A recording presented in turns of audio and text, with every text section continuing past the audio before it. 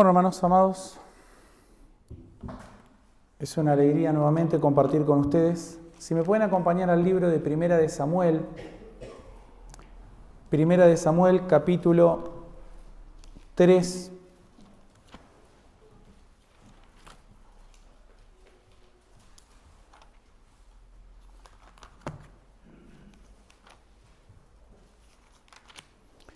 Continuamos con nuestra serie sobre los reyes de Israel. Hoy vamos a estar viendo el cuarto mensaje de esta serie, en la cual vamos a estar revisando los diferentes reinados que se sucedieron en Israel. Hoy vamos a ver, el mensaje de hoy se llama Dios llama a Samuel y juzga a Elí. Lo voy a leer una sola vez y luego solamente iré haciendo referencia a los versículos. Dice: el joven Samuel ministraba a Jehová en presencia de Elí, y la palabra de Jehová escaseaba en aquellos días. No había visión con frecuencia. Y aconteció un día que, estando Elí acostado en su aposento, cuando los ojos comenzaban a oscurecerse de modo que no podía ver, Samuel estaba durmiendo en el templo de Jehová, donde estaba el arca de Dios. Y antes que la lámpara de Dios fuese apagada, Jehová llamó a Samuel, y él respondió: heme aquí. Y corriendo luego a Elí dijo: heme aquí. ¿Para qué me llamaste? Y Elí le dijo: yo no he llamado. Vuelve y acuéstate. Y él se volvió y se acostó. Y Jehová volvió a llamar otra vez a Samuel. Y levantándose, Samuel vino a Elí y dijo: heme aquí. ¿Para qué me has llamado? Y él dijo: hijo mío, yo no he llamado. Vuelve y acuéstate. Y Samuel no había conocido aún a Jehová, ni la palabra de Jehová le había sido revelada. Jehová pues llamó la tercera vez a Samuel. Y él se levantó y vino a Elí y dijo: heme aquí, ¿para qué me has llamado? Entonces entendió Elí que Jehová llamaba al joven. Y dijo Elí a Samuel: ve y acuéstate. Y si te llamare de nuevo, si te llamare, dirás: habla Jehová, porque tu siervo oye. Así se fue Samuel y se acostó en un lugar, y vino Jehová y se paró y llamó como las otras veces: Samuel, Samuel. Entonces Samuel dijo: habla, porque tu siervo oye. Y Jehová dijo a Samuel: he aquí, haré yo una cosa en Israel, que a quien la oyere le retiñirán ambos oídos. Aquel día yo cumpliré contra Elí todas las cosas que he dicho sobre su casa, desde el principio hasta el fin. Y le mostraré que yo juzgaré su casa para siempre por la iniquidad que él sabe, porque sus hijos han blasfemado a Dios y él no los ha estorbado. Por tanto, yo he jurado a la casa de Elí que la iniquidad de la casa de Elí no será expiada jamás, ni con sacrificios ni con ofrendas. Y Samuel estuvo acostado hasta la mañana y abrió las puertas de la casa de Jehová. Y Samuel temía descubrir la visión a Elí. Llamando pues Elí a Samuel, le dijo: hijo mío Samuel. Y él respondió: heme aquí. Y él dijo: ¿qué es la palabra que te habló? ¿Qué es la palabra que te habló? Te ruego que no me la encubras. Así te haga Dios y aún te añada si me encubres la palabra de todo lo que habló contigo. Y Samuel se lo manifestó todo, sin encubrirle nada. Entonces él dijo: Jehová es, haga lo que bien le pareciere. Y Samuel creció y Jehová estaba con él, y no dejó caer a tierra ninguna de sus palabras, y todo Israel, desde Dan hasta Beersheba, conoció que Samuel era fiel profeta de Jehová. Y Jehová volvió a aparecer en Silo, porque Jehová se manifestó a Samuel en Silo por la palabra de Jehová.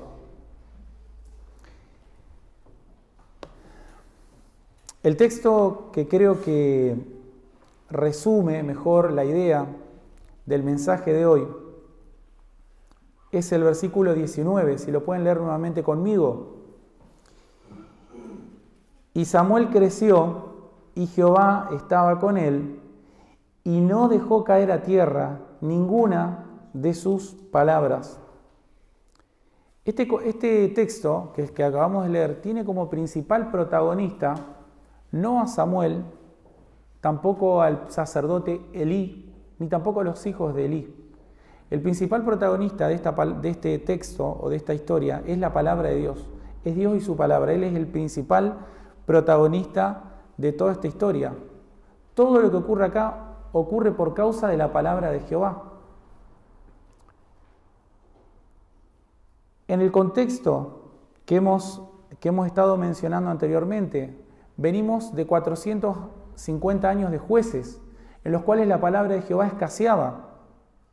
Miren el versículo 1, 1 Samuel 3.1, disculpen, 3.1.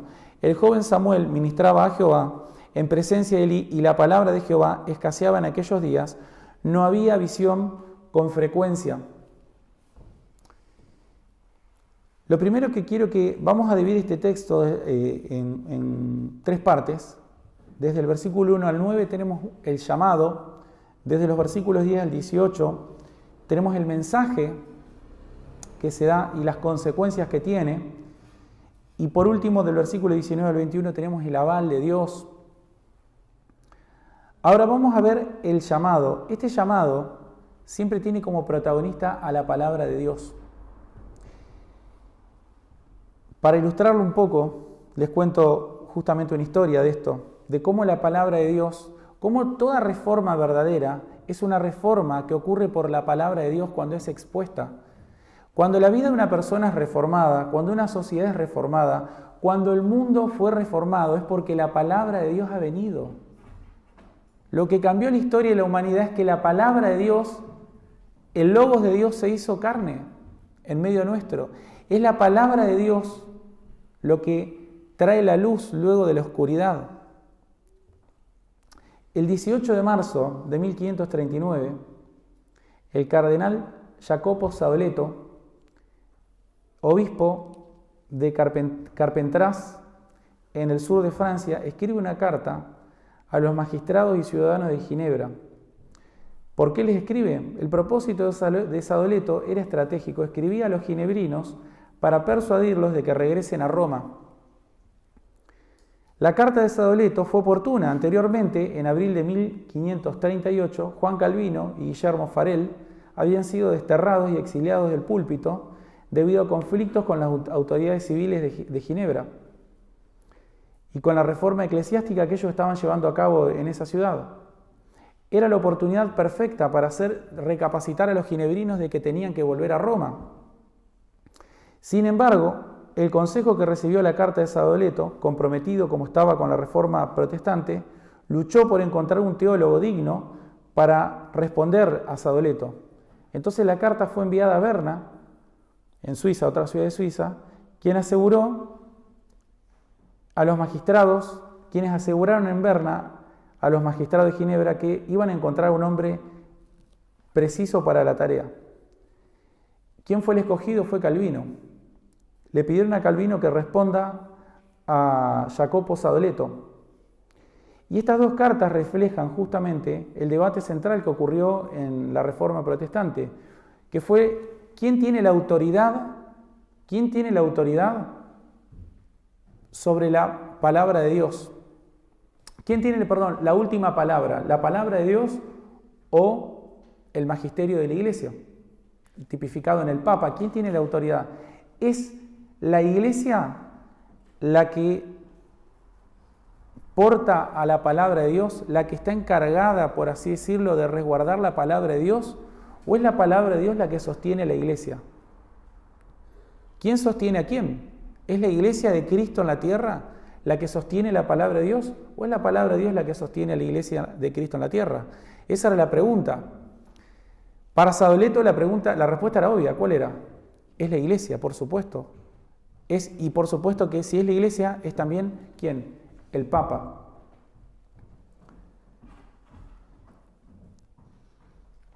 Y Sadoleto escribe también sobre otro aspecto fundamental. ¿Cómo es entonces que una persona puede llegar a ser salva, solo por la fe o por la fe más las obras.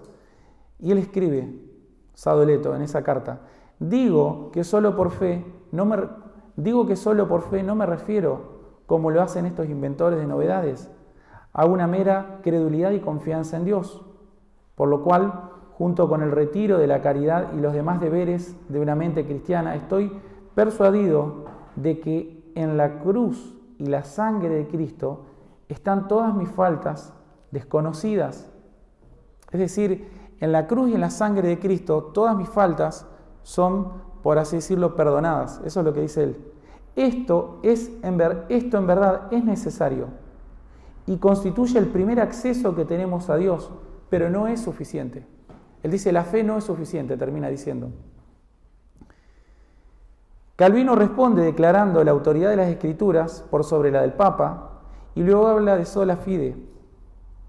Y él dice, donde quiera que se abandona sola fide, la gloria de Cristo se extingue, la religión se abole, la iglesia se destruye y la esperanza de salvación queda totalmente derribada. Y en un momento de sincericidio, Calvino dice, le cuenta en la respuesta a Sadoleto su propia experiencia. La pueden buscar, a la carta está en internet, se consigue fácilmente. Dice, estando ahora mi mente preparada para una atención seria, al fin percibí, yo quiero que vean esto, cómo de alguna manera la vida de Calvino y la reforma protestante fue una reforma de la palabra de Dios. Fue que la palabra de Dios de pronto, que estaba oscurecida por la conducta de la iglesia de ese tiempo, cómo la palabra de Dios hizo resurgir a todos los verdaderos creyentes que estaban oprimidos por el pecado. ¿Qué es lo que estaba pasando en los tiempos de Samuel, donde la palabra de Dios escaseaba? ¿Sí? Y Calvino mismo cuenta cómo la palabra de Dios lo trajo a la luz.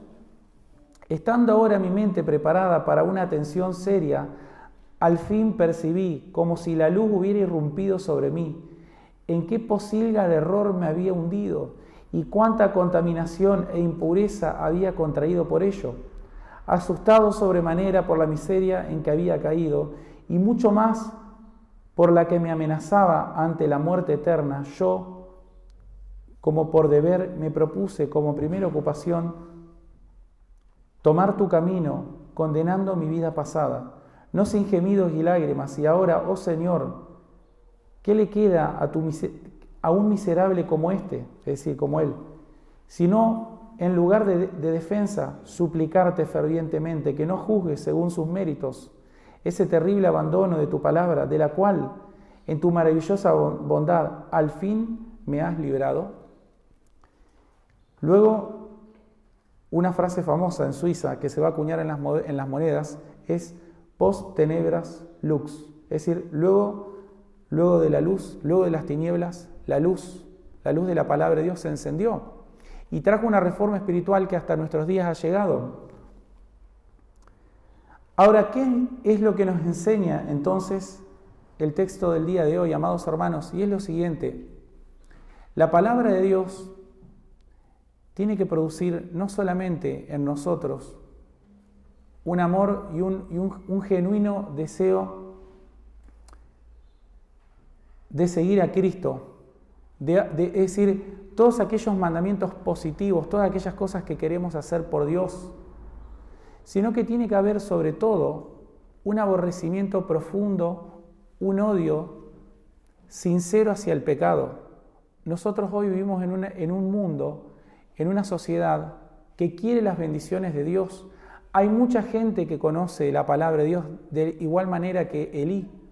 Hay muchas personas que pueden estar en el templo ministrando, pueden estar ministrando en sus casas, pueden estar ministrando en cualquier lugar y quieren, digamos, hacer cosas para Dios, pero tienen un grave problema. No odian el pecado como debieran odiarlo. No se pudiera decir de ellos, como dice el Salmo 69, porque me consumió el celo de tu casa, y los denuestos de los que te vituperaban cayeron sobre mí. Lo que lo mató a Elí y lo que hizo que Elí fracasara en gran parte de su ministerio, no es que él era un hombre descuidado con el servicio a Dios. Él estaba en el templo, él se presentaba cada mañana, Él no era descuidado con aquellas cosas que tenía que hacer y sabía, desde el punto de vista de sus deberes, desde el punto de vista de sus... Pero tenía un problema. Él no odiaba el pecado como debía odiarlo.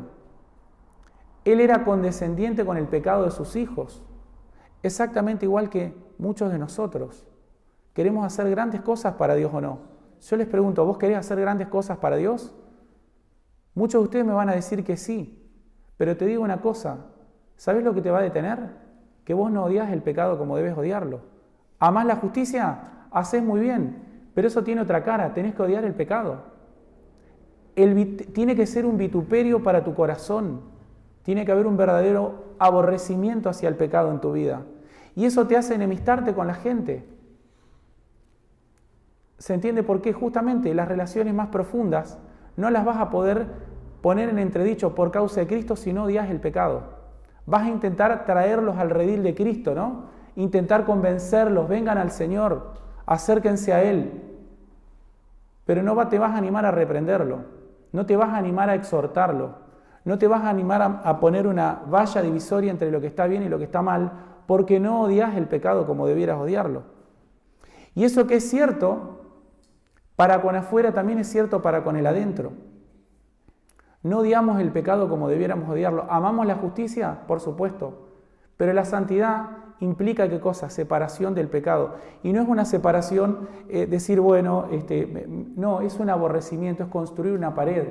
¿Se entiende? Es luchar contra toda nuestra fuerza como un enemigo que te quiere destruir. Y ese es el problema que tuvo Elí. ¿Él amaba la palabra de Dios? Yo pienso que sí. Podemos ver en algunas cosas que él manifiesta que es un hombre humilde. Él pudiera haberse enojado con Dios, Señor. Revelás tu palabra a un niño. No vemos que haya envidia en él. Él podría ver cuando viene Samuel y le dice, ¿me llamaste? ¿Me llamaste? ¿Me llamaste? Él le podría haber dicho, ¿sabes qué? Sí, te llamé yo. ¿Por qué no venís a hacer esto? Y podría haberlo desviado, intentado haber colocado alguna traba, como hizo Saúl con David. ¿Podría haberlo hecho perfectamente o no lo podría haber hecho? Pero él, ¿qué le dice? Él se da cuenta de que Dios lo ha desechado. A la tercera él se da cuenta perfectamente bien de lo que está pasando acá. A la primera no se dio cuenta y a la segunda tampoco. Pero a la tercera se dio cuenta de lo que estaba pasando. Se da cuenta que este chico no ha venido acá por cualquier cosa. Este chico tuvo una visión de Jehová. ¿Y qué es lo que sabe muy bien él? Lo que todo Israel sabe. La palabra de Jehová está escaseando. Entonces era un hombre débil de carácter. ¿Y saben por qué se produce la debilidad de carácter? Porque no odias el pecado como debieras odiarlo. La gente débil de carácter no odia el pecado como debe odiarla. Ama la santidad, ama la justicia, quiere saber más de Dios. Se quiere enterar de todo lo que Dios está diciéndole a otros, ¿no? Tiene varios Samuel a su alrededor. ¿Qué te dijo Jehová? ¿No? Se pone una buena prédica en YouTube. A ver qué les está diciendo Jehová. Pero ¿cuál es el problema? ¿Por qué fracasan en la vida espiritual? Porque no odian el pecado. Fracasan porque no odian el pecado. Y esa es la gran lección que se tiene que llevar hoy. Si no odias tanto el pecado como para pelearte con un familiar, no odias suficiente el pecado. Si no te atreves a reprender a una persona que está a tu lado haciendo mal las cosas, y no te pones del lado de Jehová, entonces no estás haciendo bien las cosas. ¿Y sabés cuál es el problema? Que de todas maneras la ira de Dios va a venir. La ira de Dios no la podemos detener, porque ninguna de sus palabras va a caer a tierra. ¿Cómo van a caer a tierra las palabras del Señor? No, van a caer los hombres primero. Van a caer los hombres primero, y amados, lo que les estoy diciendo yo sé que es muy difícil. Pero si no amás lo suficiente a Cristo, entonces no lo amás en absoluto. Si no amás a Cristo de esta manera, entonces no lo amás en absoluto. La persona que no odia el pecado de esta manera no ama a Cristo realmente. No lo ama como debe amarlo. Y estamos en una sociedad justamente en la cual es muy fácil complotarse. Eso es lo que hizo Adán y Eva. Desde el principio los hombres somos expertos en hacer de cuenta que no pasa nada. No sé, lo que pasa es que, bueno, son mis hijos. Son mis hijos. ¿Cómo voy a ir contra mis hijos? Si están haciendo mal las cosas del Señor, están fornicando, están comiéndose la ofrenda del Señor, están parados en la puerta para que otros no entran ellos y no dejan entrar. No entran ellos y no dejan entrar. ¿Qué debiera hacer un hombre que odia el pecado? Debiera matar a esos hijos. Debiera entregar a esos hijos a la ley y aplicarles la ley de Jehová. Amados hermanos, nosotros no tenemos que hacer algo tan difícil. Nosotros tenemos que acercarnos con el Evangelio a esas personas y explicarles que no están haciendo bien las cosas y que el hacha está preparada, está puesta a la raíz. Otra cosa importante que hay que darse cuenta acá es que la misericordia del Señor se termina. Hay un tiempo, pero la puerta se puede cerrar en cualquier momento. La puerta se puede cerrar en cualquier momento. Lo que nos enseña el texto de hoy es que no se puede jugar con Dios. Y tenemos que arrepentirnos, hermanos. La iglesia de Cristo hoy se tiene que arrepentir porque escucha, porque tiene a muchos Samuel prendido por todos lados para escuchar qué te dijo Jehová. A ver, ¿qué está diciendo Jehová? Para conocer un poquito más de teología. Pero no odian el pecado como deben odiarlo. Por eso siguen practicándolo y tocando cosas santas y jugando con Dios, pensando la misericordia del Señor está sobre mí. La misericordia del Señor está sobre mí. Y la misericordia del Señor está a punto el último granito está por caer. Entonces, amados hermanos, ¿es cierto que vivimos en una cultura que hace esto? Por supuesto que sí.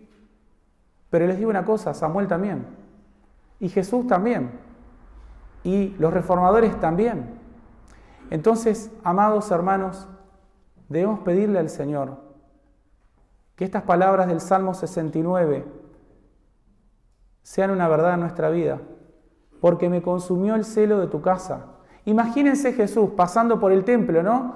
Y viendo cómo están mancillando, vendiendo la gracia, destruyéndola, pisoteándola. Y él pasa y dice, no, bueno, ellos tienen su opinión, yo tengo la mía. Imagínense Cristo haciendo eso. Bueno, no, está bien, muchachos, no se preocupen, a ver, están blasfemando, mancillando la casa de Jehová, no pasa nada, vámonos para otro lado, que ellos hagan lo que el Señor va a traer en su momento lo que tenga que traer. No, hermanos. Él agarró un látigo de cuero, fue e intervino. ¿Por qué? Porque el celo del Señor le consumía el corazón. Y amados hermanos, si esto no es una realidad en nuestra vida, entonces no estamos caminando bien. El texto de hoy nos llama justamente a caminar de otra manera. Si no odias el pecado como debieras odiarlo, entonces no amás a Dios como debieras amarlo. ¿Se entiende? Todos queremos tener a Samuel y escuchar que nos diga qué es lo que Jehová te ha declarado. Es lindo escucharlo a Samuel. Es muy lindo.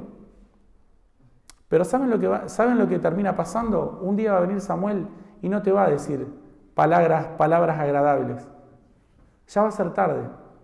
Va a venir a decirte, ¿sabes qué? La puerta se cerró. La puerta se cerró y te quedaste afuera.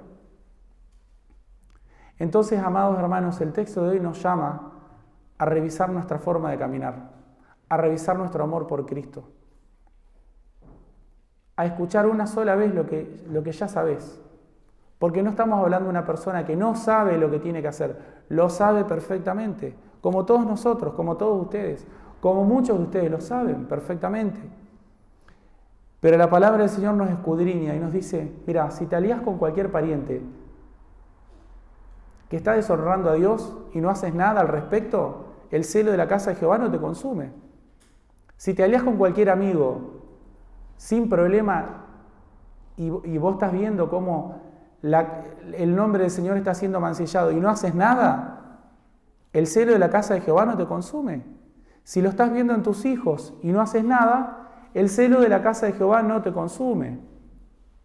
Y muchas veces los pastores hacen esto, amados hermanos. Los pastores ven estas cosas también. Pero ¿qué pasa? El celo de la casa de Jehová no los consume. Entonces, el pecado anda rampante por la iglesia y no les pasa absolutamente nada. Se justifica, bueno, ¿sabés lo que pasa? No se habla de pecado, no se exhorta a la gente, no se los llama a vivir una vida santa, no se reprende, no se disciplina. ¿Por qué pasa eso? Son débiles de carácter. ¿Por qué? Porque no odian el pecado como debieran odiarlo. Hermanos, ¿son cobardes algunos de ustedes y no se animan a predicar la palabra del Señor? Te voy a dar un tip. No odias el pecado como debieras odiarlo. Por eso sos un cobarde. Es así de simple. ¿No te atreves a declarar todo el consejo de Jehová? ¿Qué es lo que dice? ¿Qué es lo que dice? Miren lo que dice Samuel. Lo que Elí le dice en el versículo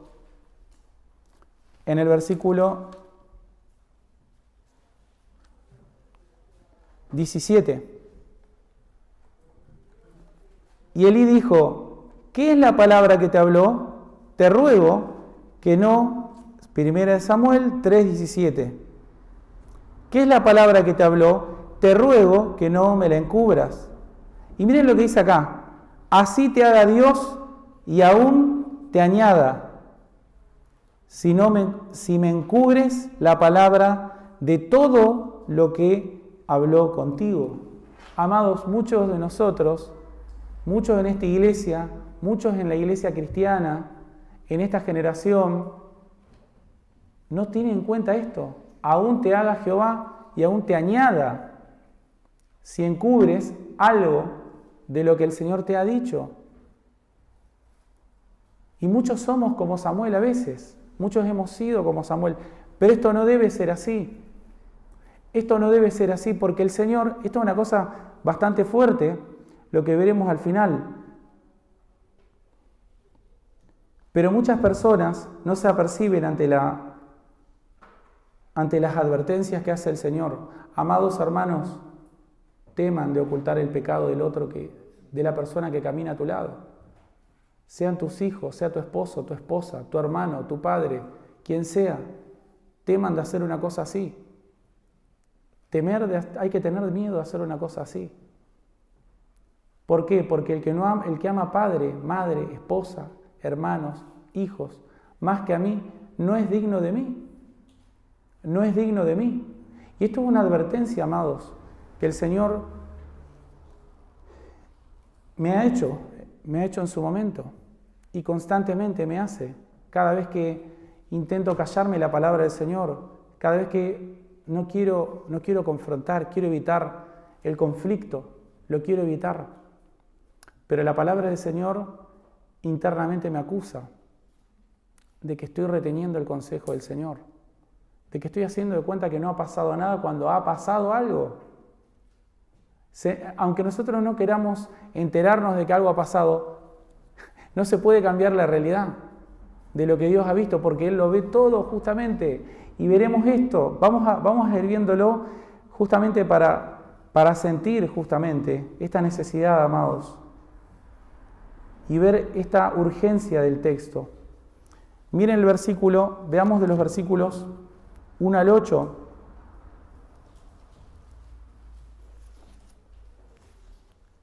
El joven Samuel ministraba a Jehová en presencia de Elí y la palabra de Jehová escaseaba en aquellos días. No había visión con frecuencia. Ellos no conocían la palabra del Señor, la conocían perfectamente porque eran sacerdotes. Ahora, ¿por qué escaseaba la palabra de Jehová? Escaseaba porque ellos no conocían las Escrituras.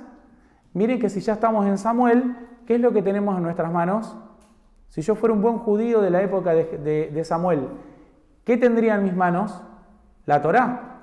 La Torá ya fue entregada. ¿Cómo puede ser que la palabra de Jehová escasee y no había visión con frecuencia? Claro, porque el Señor no se estaba manifestando en el pueblo. ¿Y por qué la palabra del Señor no se estaba manifestando en el pueblo? A causa de la inmoralidad, que no era reprendida. Amados hermanos, el que invoca el nombre del Señor se debe apartar del mal. No podemos recibir revelación de Jehová en medio de una práctica rampante del pecado. ¿Saben la única palabra de Jehová que se puede recibir en esa instancia? En una práctica rampante del pecado, como estamos viendo, juicio y advertencia. No esperemos misericordia, no. Lo que hay que recordar es que el Señor aborrece el pecado. Romanos 11:22, mira pues la bondad y severidad de Dios, la severidad ciertamente para con los que cayeron, pero la bondad para contigo si permaneces en esa bondad. Pero si no permaneces en esa bondad, ¿cómo esperás no recibir la severidad de Dios? Solamente hay severidad ahí. ¿No vino Samuel a decirle a Elí, ¿no te parece que estás haciendo mal? Che, fíjate, porque me parece que no va por ahí. No, vamos a ver lo que le dice Elí. Lo que le dice Samuel a Elí.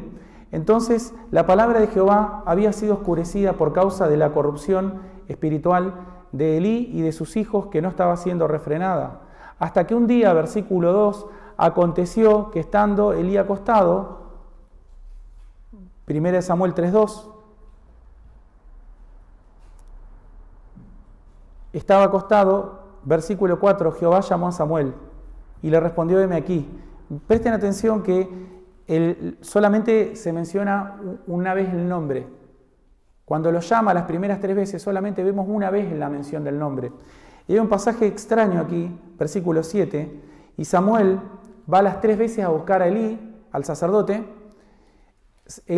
Samuel es un chico que aproximadamente se cree que puede llegar a haber tenido unos 12 años. Era un niño recién hecho hombre, hacía poquito, por eso estaba en el templo de Jehová. Eso es lo que se dice, son fuentes no bíblicas. Un historiador griego llamado, judío griego llamado Flavio Josefo, dice que tendría aproximadamente unos 12 años cuando ocurre este evento. Él estaba ministrando en la casa de Jehová antes de que se apague la lámpara.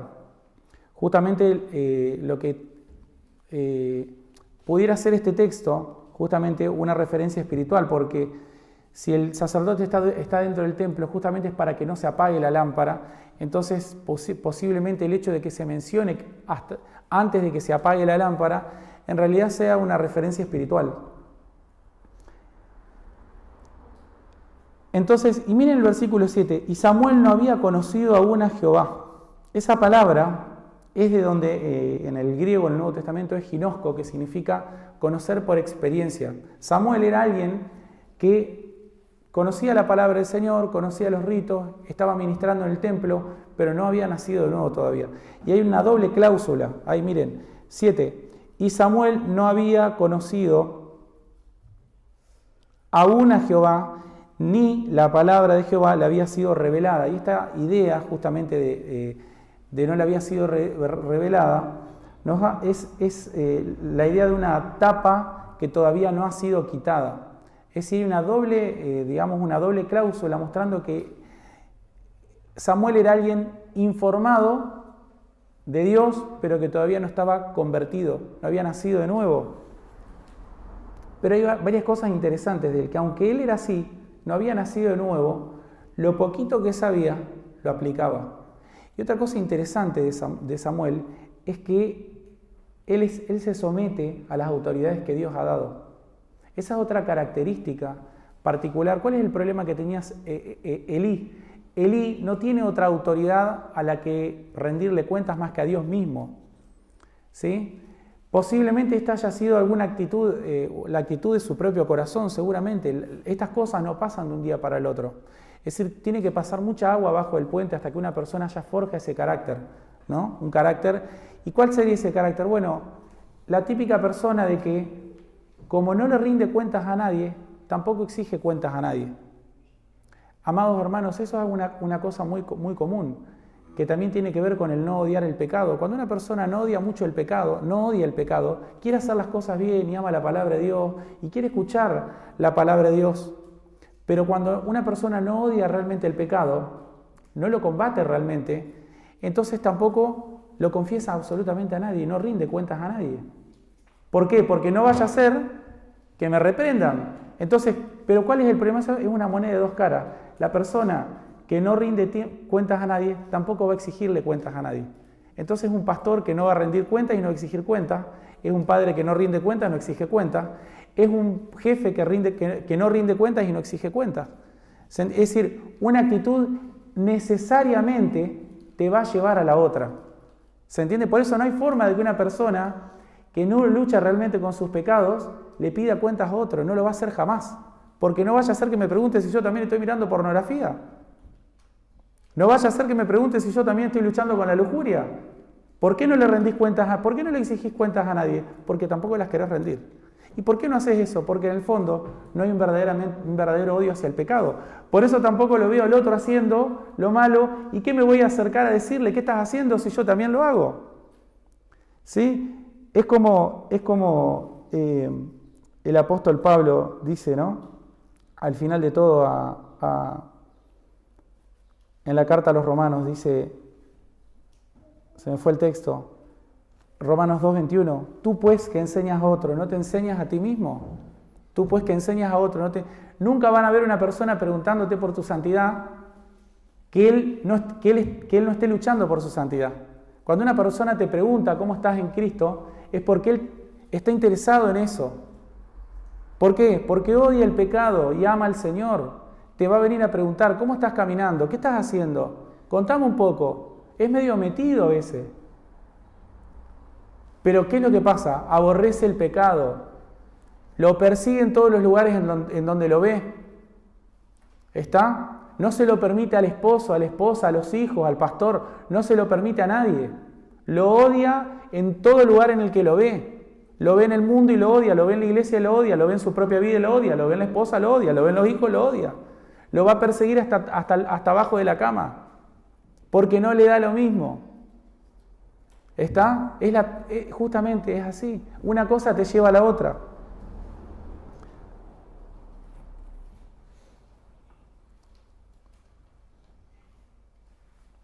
Ahora, versículos 8b. Versículo 8. Y ya vamos terminando.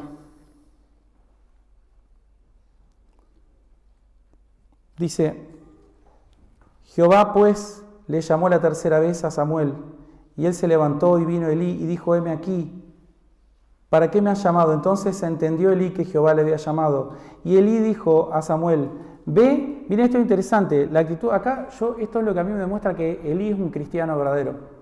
Yo pienso que esto lo valida como alguien yo pienso que él es un creyente, que está pecando gravemente, que va a recibir de la peor manera las consecuencias de su pecado, lo van a aplastar, como a toda persona, ¿eh? Esto es cierto para todo. Te lo digo así, cualquier persona que no odie su pecado, yo te puedo asegurar esto, te va a venir a buscar. Y cuando quieras escapar, ya es tarde. No vas a poder huir de él. ¿Por qué? Porque cultivaste ese hábito por demasiado tiempo para arrepentirte. Ya es demasiado tarde. ¿Se entiende lo que digo? Ya hay un momento en el que no se puede volver. Hay un punto que es el de no retorno. Y Elí ya está desgraciadamente en un punto de no retorno. Y eso es lo que le pasa a muchas personas que no odian el pecado. Y acá es interesante porque se ve que justamente él es, miren acá, la humildad, ahí se ve cierta humildad. Y Elí dijo, Samuel, ve, acuéstate, y si te llamare, dirás, habla Jehová, porque tu siervo oye. Le está diciendo dos cosas importantes acá. Está reconociendo, le está diciendo, lo anima a que busque a Dios, cosa muy buena, y segundo, lo anima a que se reconozca como siervo. No se ve en él que haya envidia, que eso es podría ser envidioso, pero no se ve en él que haya envidia. Entonces esta actitud para mí me demuestra que él tiene cierto amor por la palabra de Dios, él tiene cierto deseo de servir a Cristo y por eso está ahí, pero es un cobarde que no odia el pecado y las consecuencias lo vinieron a buscar, desgraciadamente. Y vino Jehová y se paró. Miren el versículo 10, y acá hay otra cosa diferente. Y vino Jehová y se paró y llamó como las otras veces. Y acá aparece dos veces el nombre. Samuel, Samuel. Moisés, Moisés. ¿Sí? Es decir, acá se muestra que el velo ha sido quitado, que ahora sí conoce a Jehová, sabe quién es el que le está hablando. Él responde, miren esto, ¿no? Y Jehová... y miren la respuesta. Entonces Samuel dijo, habla porque tu siervo oye. Pero no está diciendo exactamente lo que Elí le había dicho. Elí le dijo, habla Jehová porque tu siervo oye. Y Samuel no dice el nombre de Jehová. ¿Sí? Esto demuestra justamente cierta ignorancia en él de quién es Dios todavía, ¿no? Y Jehová dijo a Samuel, aquí yo haré una cosa en Israel que a quien le oyere le retinirán ambos oídos. Y amados, esto es cierto, cuando uno escucha a veces historias de cristianos, hay una historia muy conocida de un predicador que andaba con Billy Graham, que siempre lo menciona acá, que se llama Charles Templeton. Cuando uno ve la historia de ese hombre y ve cómo terminó, uno pudiera decir, qué tremendo, llegar hasta ese punto, llegar tan lejos y caer tan bajo, ¿no? Llegar tan lejos y caer tan bajo.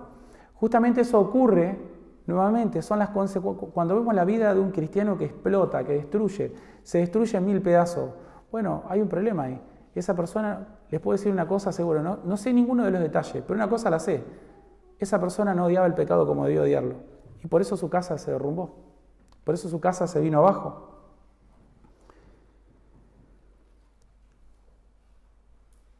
Y ahora vemos la reprimenda de los versículos 10 al 11. Y Jehová dijo a Samuel, he aquí, yo haré una cosa en Israel que a quien la oyere le retinirán ambos oídos. Aquel día yo cumpliré contra él y todas las cosas que he dicho sobre su casa desde el principio hasta el fin. Y le mostraré que yo juzgaré su casa para siempre por la iniquidad que él sabe. Esto es interesante. Todos tenemos un conocimiento de la iniquidad que estamos perpetrando y que estamos permitiendo. Vos lo sabés perfectamente bien. Se hace delante de tus ojos. Lo ves perfectamente bien. Pero te digo una cosa, no solo vos lo sabés, Dios también lo sabe. Y acaba de tomar nota de esto. Acaba de tomar nota de esto.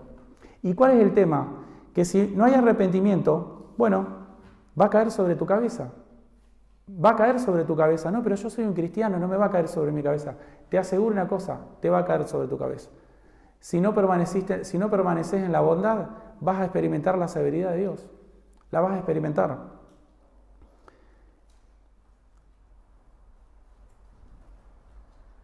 Versículo 14 en adelante. Porque yo he jurado a la casa de Elí que la iniquidad de la casa de Elí no será expiada jamás, ni sacrificios, ni con sacrificios, ni con ofrendas. Y Samuel estuvo acostado hasta la mañana y abrió las puertas de la casa de Jehová. No se ve orgullo en él, no se ve, sino más bien temor, y temía descubrir la visión. A Elí, llamando pues Elí a Samuel, le dijo, hijo mío, y él respondió, heme aquí. Y él dijo, ¿qué es la palabra que te habló? Miren cómo le dice, ¿qué es la palabra que te habló? Y versículo 18, y Samuel le manifestó todo sin incurrirle nada. Entonces él dijo, y acá está una respuesta muy triste, esta es una respuesta muy triste. Dice, versículo 18, Jehová haga lo que bien le parece. No apela a la misericordia de Dios, porque justamente, amados hermanos, esta práctica se puede llegar a ser tan habitual que aún la persona, sabiendo toda la instrucción que puede llegar a venir, aún así no se arrepiente. ¿Por qué? Porque arrepentirte en este momento implica tanta humillación, es tan contrario al orgullo que he cultivado durante estos años que es imposible. Prefiero que la ira del Señor me destruya. Desgraciadamente eso pasa. Por eso, amados hermanos, y finalizamos, debemos pedirle a Dios aborrecer el pecado como Él lo aborrece. Mira pues la bondad y severidad de Dios. La severidad ciertamente para con los que cayeron, pero la bondad para contigo, si permaneces en esa bondad, pues de otra manera tú también serás cortado. Así que, hermanos, pidámosles a Dios un verdadero aborrecimiento por el pecado. No seamos insensibles a la palabra que Él nos ha dado.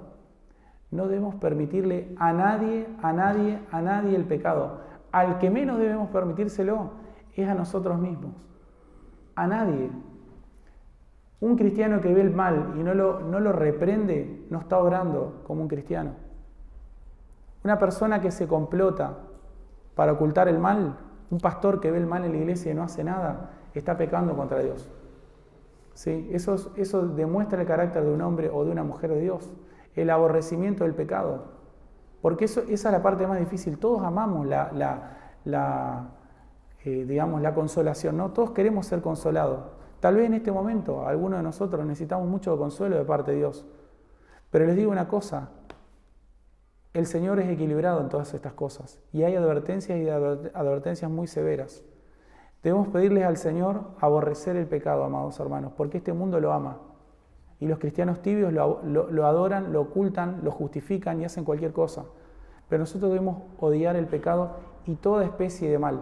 Y no tolerárselo a nadie, ni a los miembros de la iglesia, ni a los que recién llegan, ni a los que recién se van, ni a nuestros padres, ni a nuestros hijos, ni a nuestros hermanos, ni a nuestros esposos, ni a nuestra esposa, ni a nuestros hermanos.